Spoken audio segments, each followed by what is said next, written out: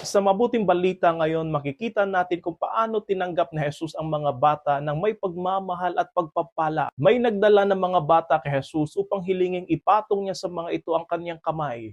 Ngunit pinagwikaan sila ng mga alagad. Nagalit si Jesus at sinabi sa kanila, "Pabayaan ninyo lumapit sa akin ang mga bata. Huwag ninyo silang sawayin, sapagkat sa mga katulad nila, naghahari ang Diyos." Napakagandang paalala ito sa atin. Minsan akala natin na upang maging malapit tayo sa Diyos ay kailangan natin ng mataas na kaalaman o maging matalino. Ngunit sa simpleng larawan ng isang batang walang pretensyon, puno ng pagtitiwala at dalisay na puso, ipinakita ni Jesus kung ano ang hinahanap niya sa atin. Hindi kapangyarihan, hindi kayamanan, hindi talino, kundi isang pusong marunong magtiwala at magpakumbaba. Ang tunay na pananampalataya ay tulad ng isang bata na buong pusong nagtitiwala sa kanyang magulang.